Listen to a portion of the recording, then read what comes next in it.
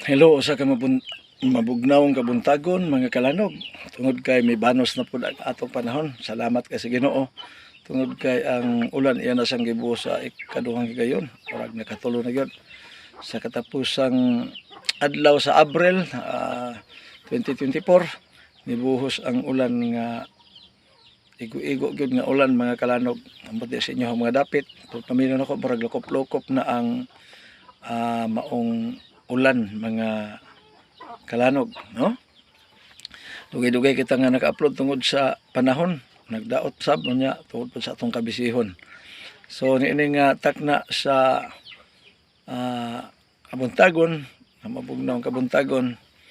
Niya kita sa Pitsa 1 gyud sa Mayo 2024 mga kalanog. Kumusta kanyang tanan? Shout out sa tanan mga kaigsuunan, sa tanang mga supporter ni ining atong lanog sa Gugma sa Dios YouTube ministry. O sa ato nga mga kaigsuunan di sa Kapatagan Digos. Pasensyahin lang niyo kay duha ka adlaw na ko nga gisentong usa ka kanta. Wa gyud masentong nining atong panahon niya nagsige pod og ka-brown out. So nining nga kayguyonan Pitsa 1 sa Mayo.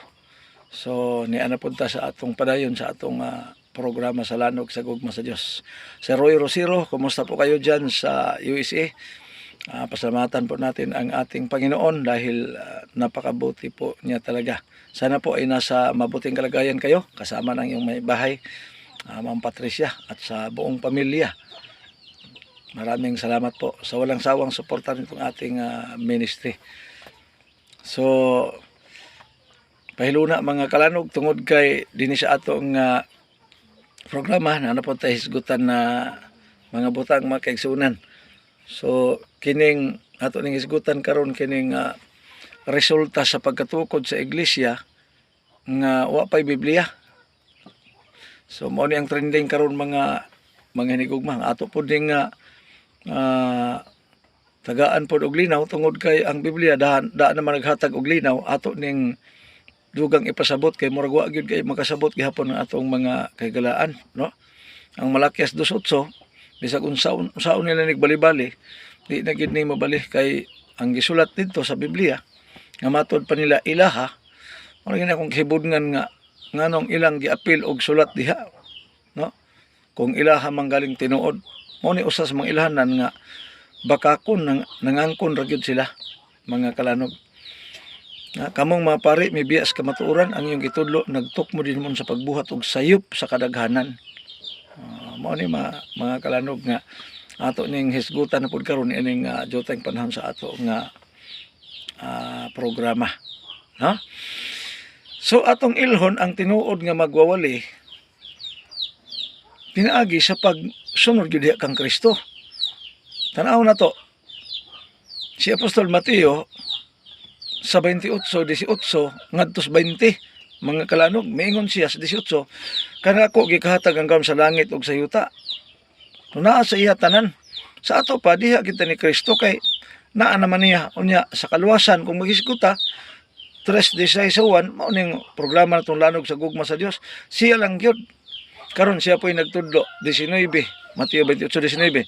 Panglakaw kamo sa tibok kanasuran ug tudlo ang tibok kanasuran sa pagpamautismo kanila sa ngalan sa Ama sa Anak Espiritu Santo.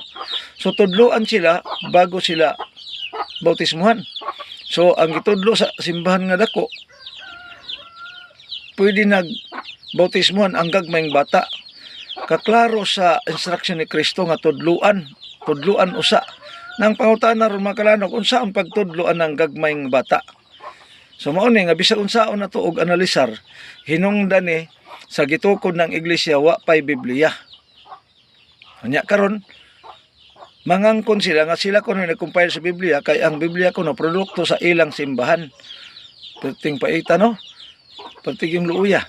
Unya imong tan-awon ang 147 19 diha sa Salmo wala ni buhata sa Dios sa bisan unsang nasod. Ang iyang mga pulong ug imong kasugon gitugyan niya ngadto sa iyang katawhan nga mao ang mga Hudiyo. No? Nya sa Roma 3 klaro gyud kay na nga unsay nakalamang sa Hudiyo ug kanatong mga Hentil dako unsa may dako tungod kay ang pulong sa Dios didto gitugyan kanila. O nya ilan ning giklaim. Mao ni resulta sa ilang pagpamakak. Mao ni resulta karon. Sa bersikulo 20 mga kalanog moingon, tudloi sila sa tanang kasuguan. Pangutana, tudluan di ay unya bunyagan, unya tudluan dayon sa tanan nga kasuguan. Karon ang pangutana, gitudlo ba simbahan? Maubay ilang giwali? Dili. Unsa ilang giwali? Ang kamatuoran kuno mao ang simbahan. Ang tinuod lang sa 14:6 sa Juan, mga kalanog, ingon si Kristo, ako mao ang kamatuoran. O, tanaw ha, og sigit gano pasultihon nimo, ang simbahan may kamatuoran. Nya si Kristo min, ako mao ang kamatuoran. Kung naa si Kristo personal, maglalis ni sila og kanang pareha. Ano man? Gigiyahan na gyud ta si Espiritu Santo nga sa iyang video nisulti na siya nga ang Biblia mao'y kamatuoran. Gibawi pag giniyag dili ang Biblia. Gisulti na gyud ta niya, gigiyahan ta pero mosupak gyud sa Espiritu Santo. Unang iyang giingon nga ang simbahan mao ang pillar and truth of pillar of truth ang simbahan. Si Kristo miingon po 14:6 sa Juan, nag-away silang duha.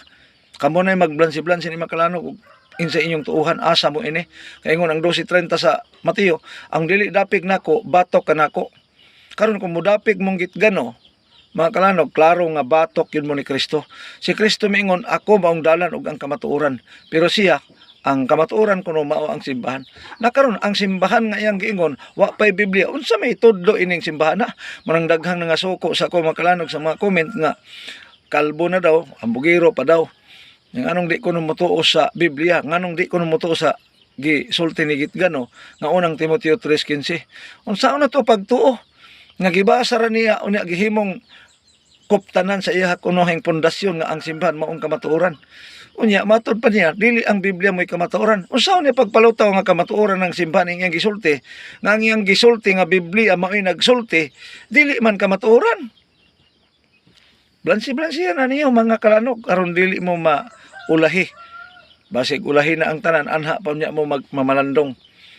Kini resulta sa pagpangangkon nga sila'y nag-compile sa Biblia. Una pa sila kaysa Biblia. Kung saan ko nila pag-una? Kasi sinugdan, mao ang pulong. Uno-uno sa sinugdan, mao ang pulong. Pulong pa lang. Wa pa'y simbahan. Pero nag-una pa man sila ining pulong, nagpasabot nga una pa sila sa Dios. Mao ni dako kayong bakak. Pertigyong dako ang bakak. Muna nga unta sa ulahi, kining banggiitan nila nga depender si Gitgano, makamata ra unta ni, kay gipukaw na nagsugod sa Ginoo pero matulog yung gihapon kay giurom ba. Ano pa? Unsa may iwali sa magwawali. Ingon ang 3:34 sa Juan, ang pinadala sa Dios magsulti sumala sa pulong sa Dios. Nya asa man dapit sa Biblia nga si Kristo mismo ni ingon, ang simbahan mao ang pillar of truth. Asa dapita? Ang gigamit ang unang Timoteo 3:15. Nga igsoon wala gitay lalis diha nga dunay pundok nga gihimo ang Dios nga mahimong pillars of truth kay kanang iglesia makalanog katawhan nga tinukod ni Kristo nga mosultis ka matuoran. Kung kang Kristo pa ni tinuod, ang gisulti ni Kristo sa Juan 14:6, mingon ako maong dalan kamatuoran. Maunta ni isulti ining simbahan na kung tinuod pa ni nga gitukod ni Kristo. Pero lagi kay namutbot man lagi. Mao ni homework ninyo mga CFD. Kay daghang kayong mga nabiktima po rin taong milaban po kayo. Yung panila nganong di man mutuos Biblia nga Bible alone maghamo nga di man mo mutuos Biblia. Nituo mis Biblia, wa mi mutuos gisulting Gitgano. Nga naman, kay gigamit niyang Biblia sa iyang pagpamakak. Asa sa Biblia nga nagsulti? Si Kristo ha, nganang si Kristo nagsulti. Ningon si Kristo, ang simbahan mao ang pilar sa kamatuoran. No kaya iyang gisultis 14:6 sa Juan, ako maungdalan ang kamatuoran ug ang kinabuhi, walay makaadto sa man kung di pinaagi kanako. Tanawa ra gud, nya sa giwali ni Gitgano. Ang kamatuoran mao ang simbahan. Gisuportahan unta ni Kristo. At tinuod nang giingon ni Gitgano, ang simbahan maong pilar sa kamatuoran, makaadto mo sa langit pinaagi sa simbahan. Di man mao. Nga naman, kayong gisulti ni Kristo, ako maungdalan ang kamatuoran. O ang kinabuhi, walay makaadto sa man kundi pinaagi kanako. Ningon tas Kristo kundi pinaagi sa simbahang Romano Katoliko. O, di ba? Tinaw man ang mga kalanog. Kini lang gid taong uban nabutahan gyud in taon pag-ayo. Sunod-sunod sa ilang idol nga pari, no?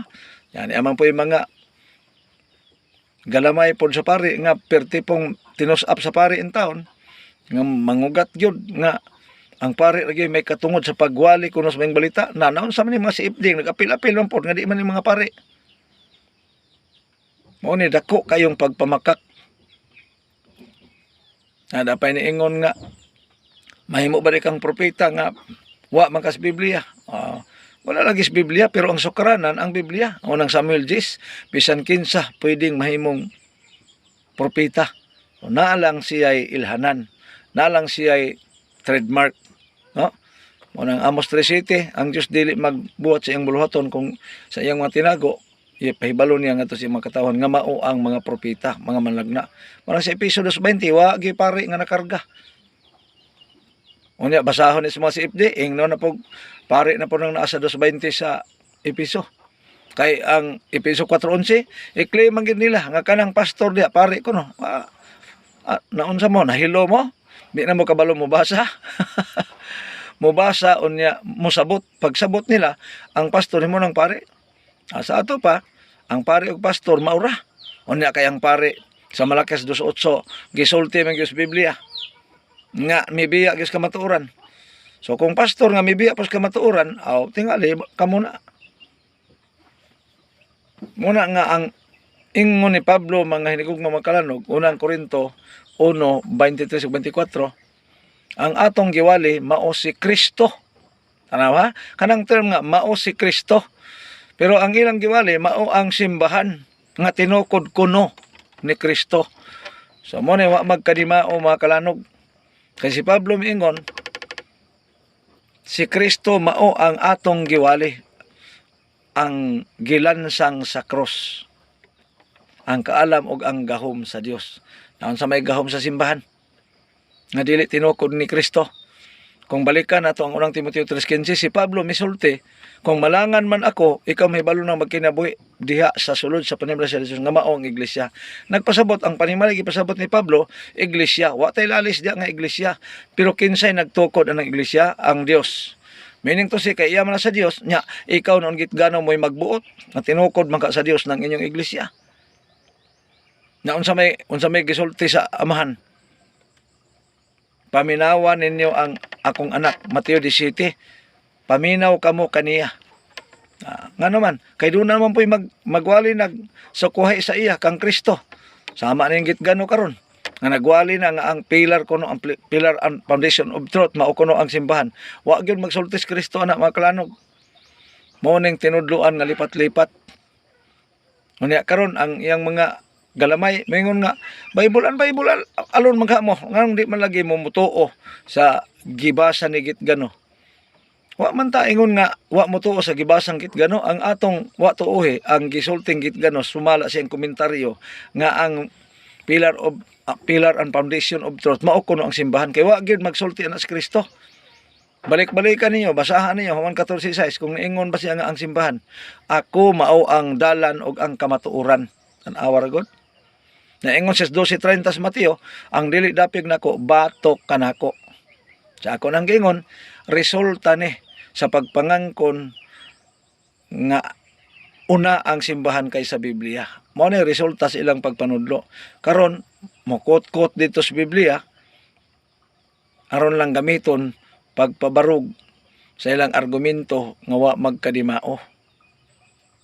Mao ni makalanog hinumduman nato nga ang Biblia si Kristo pod mismo nagsulti 5:39 bisawan, kamo nagsusis mga kasulatan, wa may kamo nagsusis mga simbahan. Klaro na kamo nagsusis mga kasulatan kay nagunahuna man kamo nga pinaagin ini makakaplag kamo kinabuhing dayon. Ngani kini mao ang nagpanghimatuod kanako. Ang Biblia di ay may nagpanghimatuod nga si Kristo mao gyud ang pillar and foundation of truth. Ano man? Kay siya gyud ang nagtukod sa iglesia. Nakaroon kini mga tawhan, amurag dawat limpyo ba? Ilang giklaim nga ang ila kong iglesia tinukod ni Kristo, gipasanginlan si Kristo. Unya nangangkon pod nga ang Biblia sila kuno naghimo. Unya ang Biblia ra po'y nagtug-an, nagbuking nila. Unya mukot-kot og mga teksto aron lang gamiton pag support sa ilahang pundasyon. Looy kaayo. Kating looy mga kalanog. Munang di naman makapamatuod din sa Biblia, mamalhin na nga sa mga world history madugay. Muna nga ngano ko nung Bible anong niya di mo tuo sa unang Timoteo 3:15 ni tuo ta oy. Pero wa na to tuuhi mga kalanog ang pagpanabot ni git gano nga wa magkadimao. Kay yan ang Kristo asa basahon tuas putos bulad. Kay kung sa Biblia di man kabarog. Kung ilaha patinod ang Biblia, nganong wa man nila gisulat sa Biblia nga Romano Katoliko hindi na kinahanglang manggawas pa dito sa mga old history, mga putos bulad. Ano mga kalanog? Isip-isip. Hob 5:27, ani karon kini atong gisusi, mao man kini tulo timbanga kini alang sa imong kaayuhan, no? Kay ang kaluwasan mga kalanog individual. Wala sa pare, wala sa pastor, wala sa ministro, wala sa tiguro sa iglesia kung dili naa sa atong individual nga pagsusi. So kini nga mga video manghinaot ko nga inyo ning i-like, i-share og i-subscribe no sab ang gugma ang lapad nga gugma og dako sa atong Dios magabugkos kanatong tanan. Kini sa Brother Siapa mag-ingon. Bye-bye and God bless mga kalanog.